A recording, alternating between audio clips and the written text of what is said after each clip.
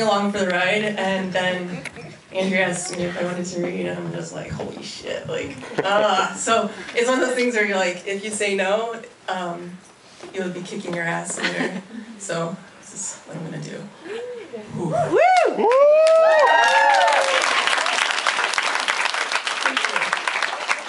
It's called Pretty Things. He told me he thought I was the first boy he had loved when he saw me from across the room. I was sure the delicate nature of his hands as he described this memory were torn from the sketchbook of my first girlfriend.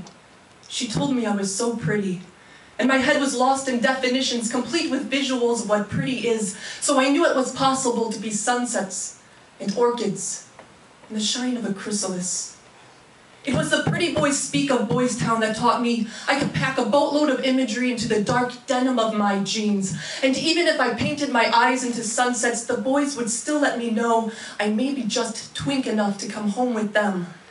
I was not looking for lovers in a room full of Pandora's box drink specials. I wanted last calls to stay foreshadows instead of finalities. Most nights, I shadowboxed myself on my own walk of shame. Who really needs lovers for that?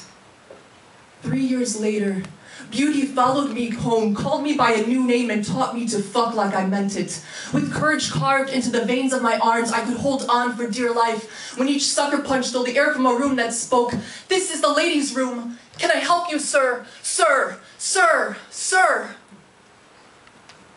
Ma'am, I have found myself looking for validation like I only know how to look for love in most of the wrong places.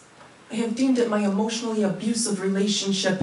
My lover who feigns interest on only the holiest of days. There is nothing holier than a Fair Queen pageant at 17 where you think pretty may be born between tiaras and haystacks. My first runner-up roses were just perfume samples from teen magazine Bibles of not good enough. I had ballet class to learn how pain is pretty.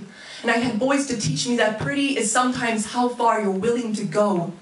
From the ladies who raised me, I learned, if you want to be pretty, you grow your hair long before your wedding day, and you better damned well never look like a dyke. It was a husband who taught me how to tie my tie. And it was a handsome girl who dared me to write poems, reminding you how little girls are more than sugar and spice. There will always be poems you should write, she said, even if it takes again and again to believe. Redundancy lives in most of the pretty things. There is a girl somewhere across the room who is the boy I once loved too.